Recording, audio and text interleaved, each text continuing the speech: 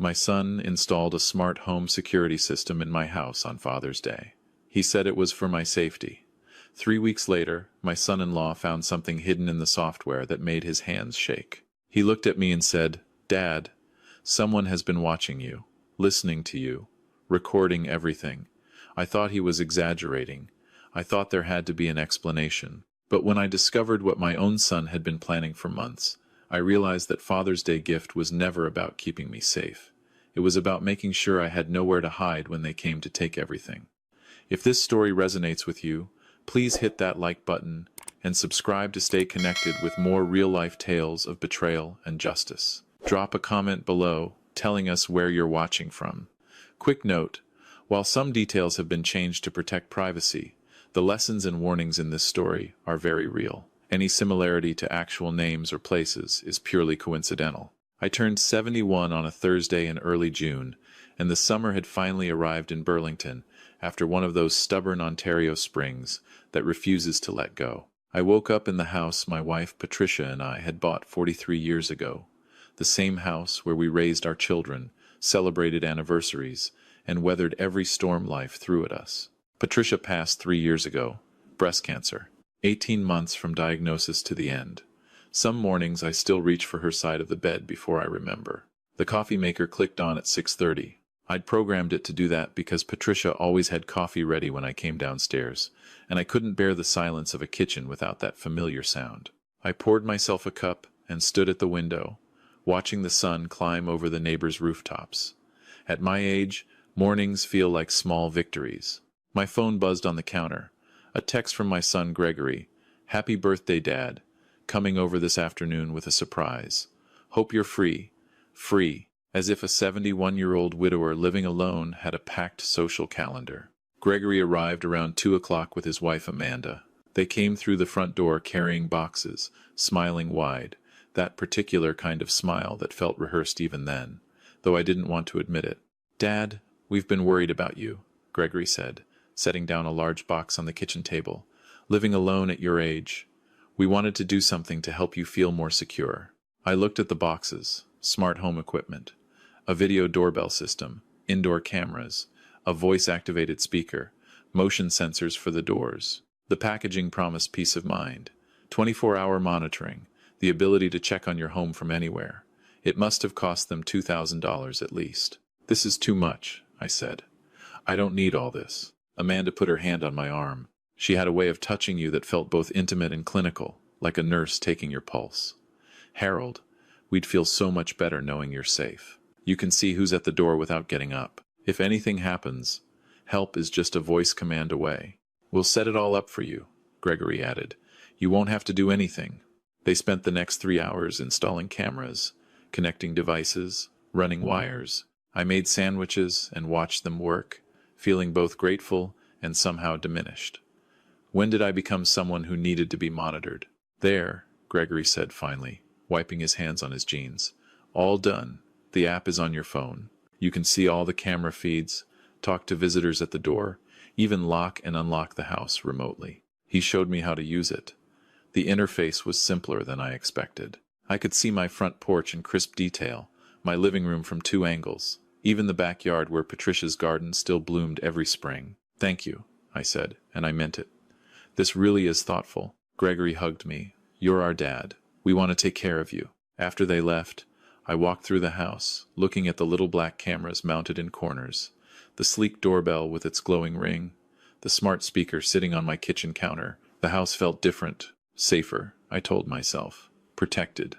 I had no idea I'd just installed my own surveillance system, operated by the people who wanted to destroy me. The following month passed quietly. I settled into a routine with the new technology, asked the speaker for weather reports, checked the doorbell camera when packages arrived, called Gregory once a week to thank him again and tell him how much I appreciated the gift.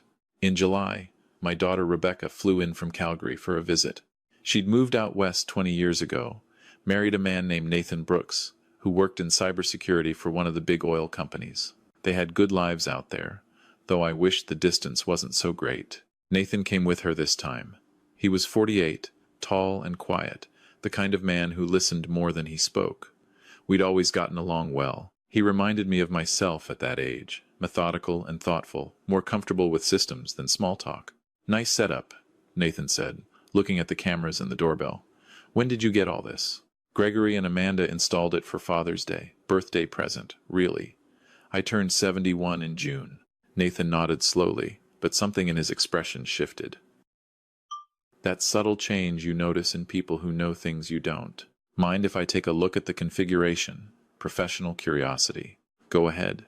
I made dinner while Nathan sat at my computer, clicking through screens and typing commands I couldn't follow. Rebecca helped me in the kitchen, and we talked about her work, her garden, whether she and Nathan were thinking about kids. The easy conversation of family reunions. "Dad?" Nathan's voice came from the living room. Different now. "Careful." I set down my spatula and walked to where he sat. His face was pale. "What is it?" He turned the screen toward me. Lines of code I couldn't read. Diagrams that meant nothing to my untrained eyes. "This system has a secondary access channel. Someone besides you can view all the camera feeds, listen through the microphones, even access your network traffic. That's probably the monitoring service. Gregory said it came with professional monitoring." Nathan shook his head. "This isn't a monitoring service. This is a backdoor. Someone configured this before it was installed. They can see everything you do, hear everything you say, probably access any device connected to your home network." The room felt suddenly smaller. "What are you saying?" "I'm saying someone is spying on you, Dad, through your own security system. And whoever set this up knew exactly what they were doing." Rebecca had come to stand beside me. Her hand found mine. "Who installed this?" Nathan asked quietly. I couldn't make myself say it.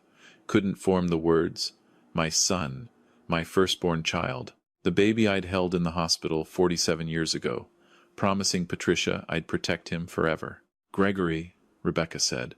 Her voice was barely a whisper. "Gregory and Amanda installed it."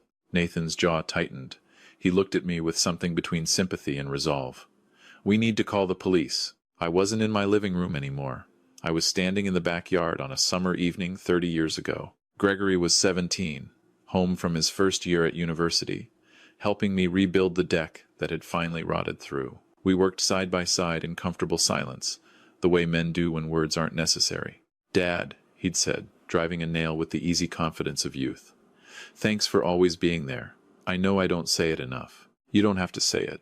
I know." He'd grinned at me then, sawdust in his hair, my wife watching from the kitchen window. "I'm going to take care of you when you're old. Just like you took care of us." The memory dissolved. I was back in my living room, 71 years old, discovering that my son had turned me into a surveillance target. "Make the call," I said.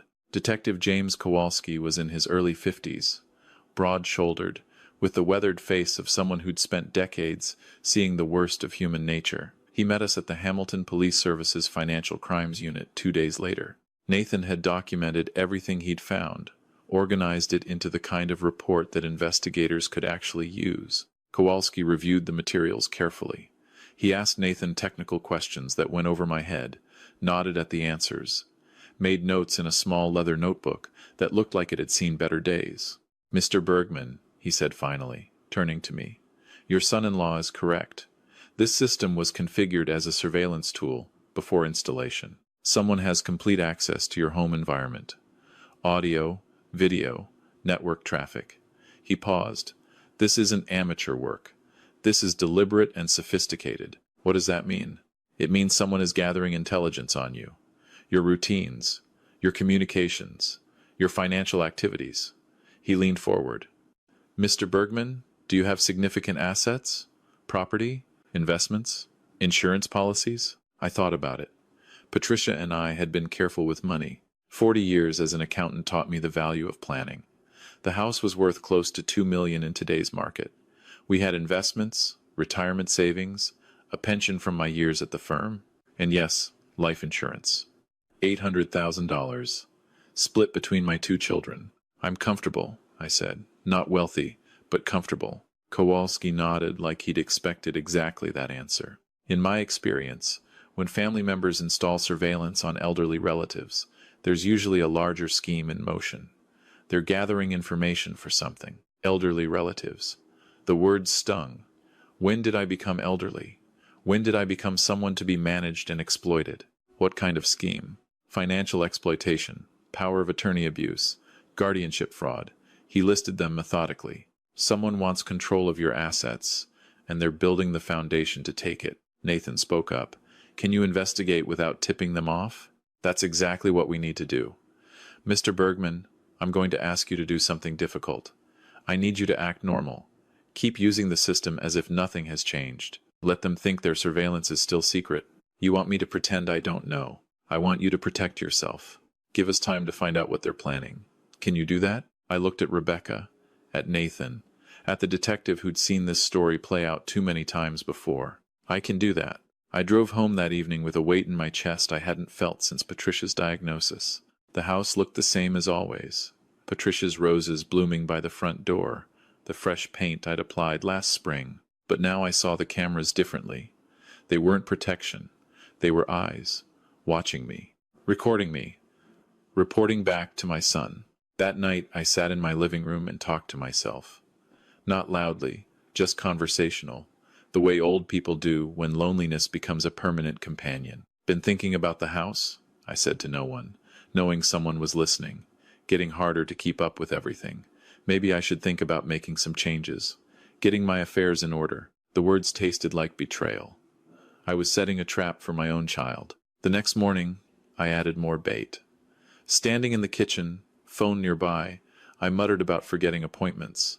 Mentioned being confused about my medications. Complained about how complicated everything had become since Patricia passed. I was building a character. The forgetful old man. The confused widower who couldn't manage his own life. I was giving them exactly what they wanted to hear. Gregory called that afternoon. Dad, how are you feeling? You sounded a little tired when we talked last week. Oh, you know how it is. Some days are better than others. Getting older isn't for the faint of heart. I've been worried about you. Amanda and I were talking, and we think maybe it's time to discuss some options. Options? Just planning. Making sure you're taken care of. We could come by this weekend, help you organize some things. That would be nice, son. I could use the help. After I hung up, I called Detective Kowalski and reported the conversation, word for word. Gregory and Amanda arrived on Saturday with folders full of documents. They spread papers across my kitchen table while I made coffee, playing the role of the grateful father who was finally accepting help. We've been doing some research, Amanda said. She always took the lead in these conversations. Gregory deferred to her in everything. There are some really nice communities nearby, places that take care of everything for you. I looked at the brochures. Assisted living facilities, memory care units, places where they store the elderly until we stop being problems. And I've been talking to a lawyer, Gregory added, not quite meeting my eyes, about setting up a power of attorney, just as a precaution, so someone can help manage things if you ever need it. Power of attorney, I repeated slowly, as if the concept confused me. It's standard planning, Amanda assured me. Everyone does it at a certain age. She slid a document toward me, legal language dense as concrete, lines for signatures at the bottom. I pretended to read it. This is a lot to take in. Can I think about it? Of course, Dad. Gregory's relief was palpable. No rush. We just want to help. After they left, I photographed every document, sent the images to Detective Kowalski. Then I went to the basement and started going through boxes I hadn't touched in years. Patricia had been the organized one.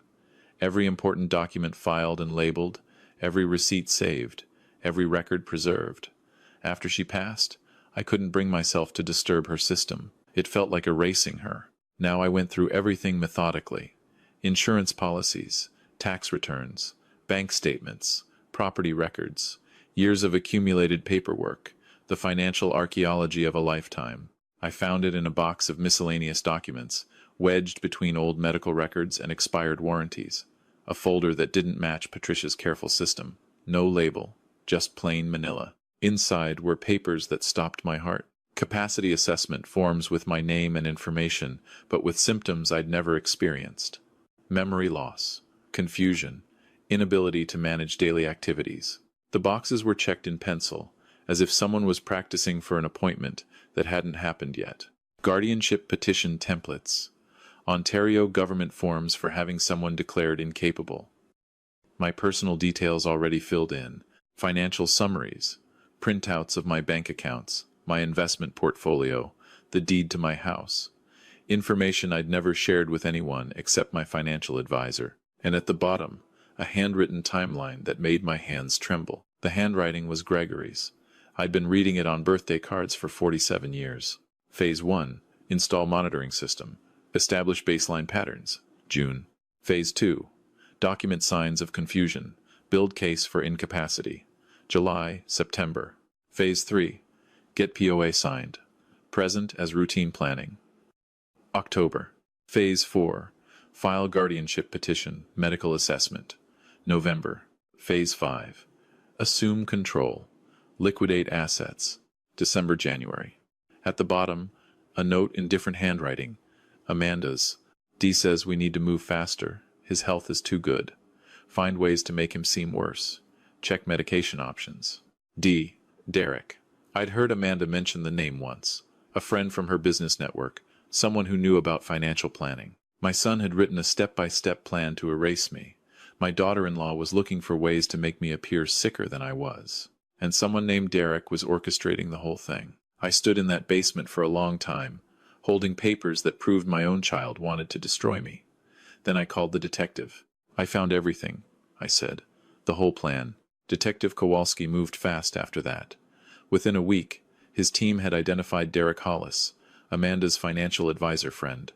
The man had a record, 5 years, in a British Columbia correctional facility for elder financial abuse. He'd targeted a widow in Victoria, gained her trust, convinced her daughter to help him drain her accounts.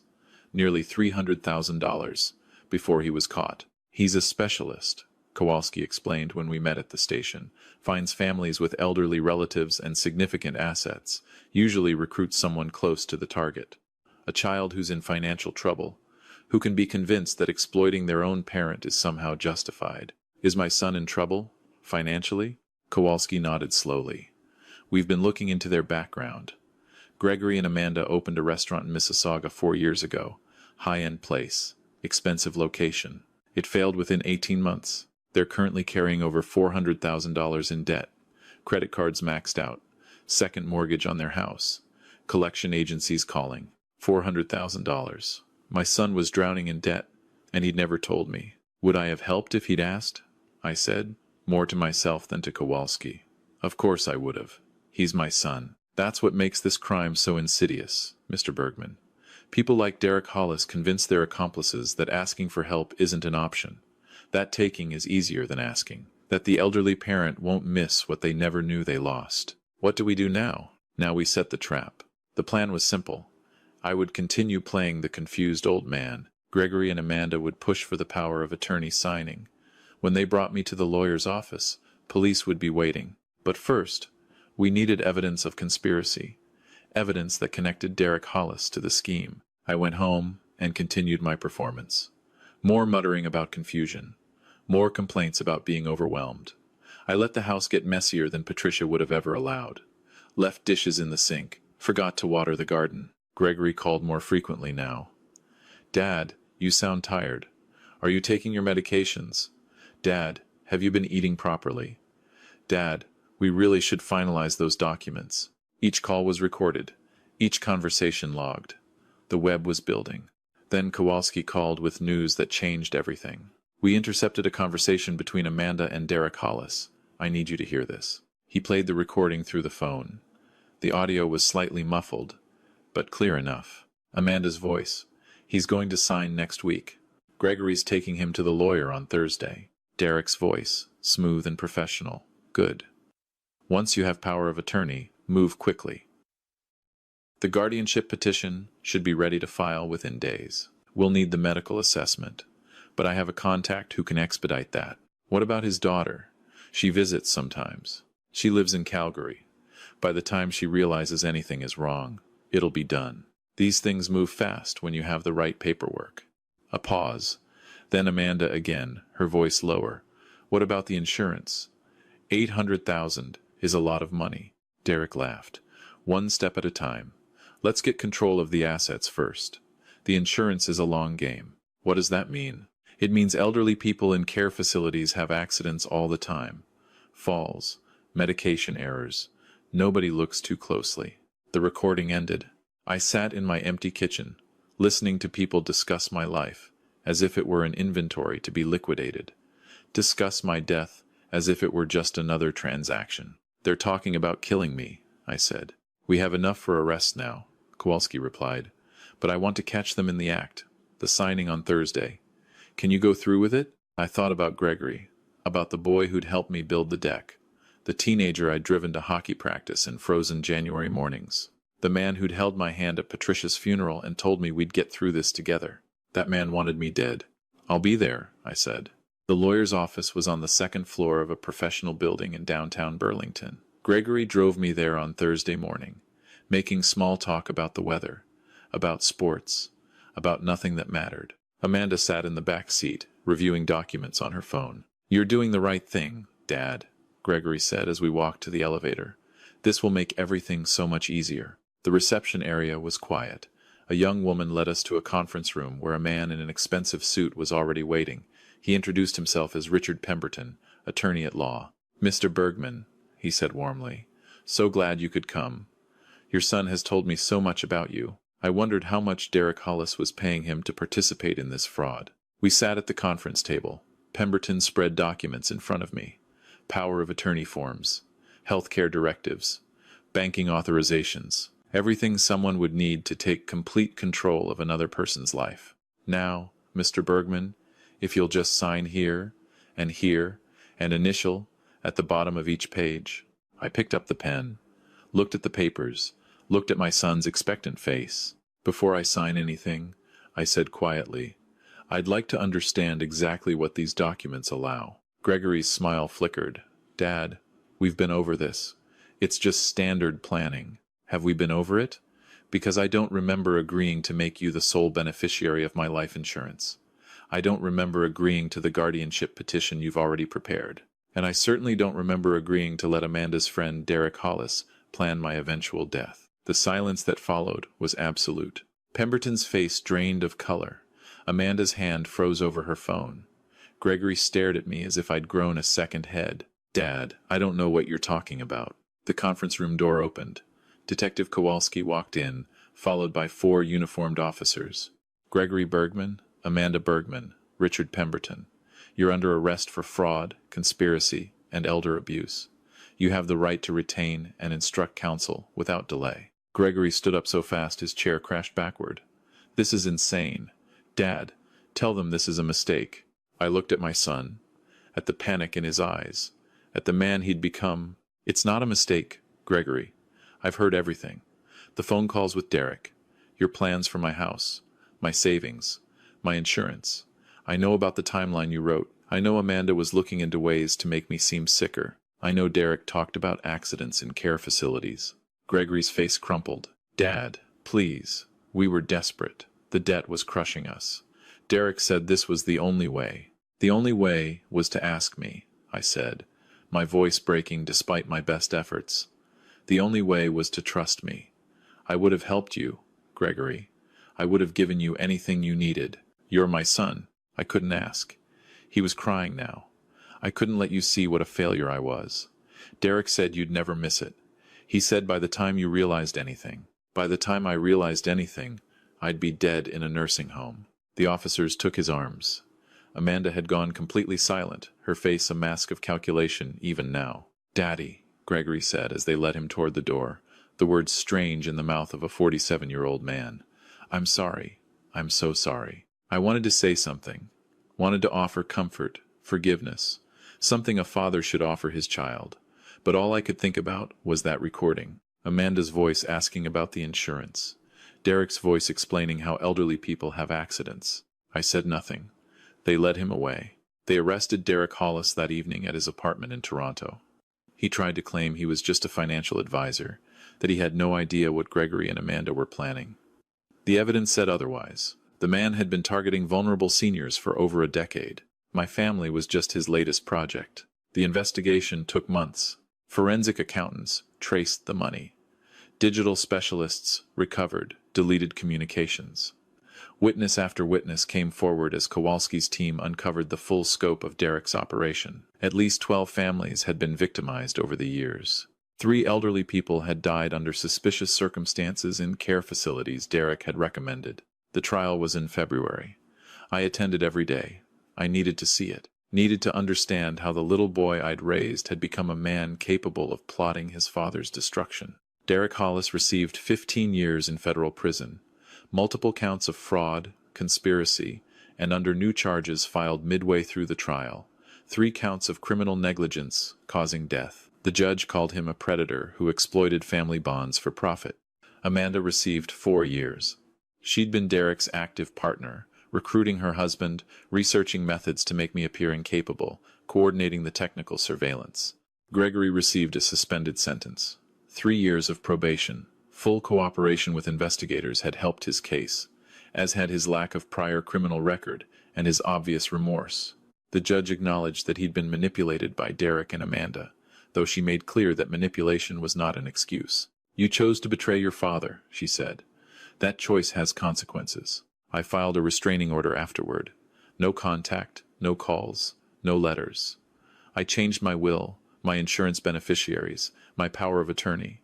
Rebecca handles everything now. Nathan set up new security systems, the real kind, ones that actually protect me instead of spy on me. The house feels different now, quieter. The cameras are gone, replaced by systems I control and understand. Patricia's roses still bloom every spring. Her ghost still walks these halls in my memory. Gregory writes me letters sometimes. They come through his lawyer, forwarded to Rebecca, who asks if I want to read them. I don't. Not yet. Maybe not ever. Some wounds don't heal. Some trust, once broken, can't be rebuilt. I turned 72 alone. Rebecca called. Nathan sent a gift. I spent the day in Patricia's garden, pulling weeds, talking to her the way I do sometimes, when the loneliness gets too heavy. Our boy tried to steal my life, I told the roses.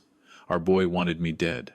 The roses just bloomed, the way they do every year, beautiful and silent and indifferent to human tragedy.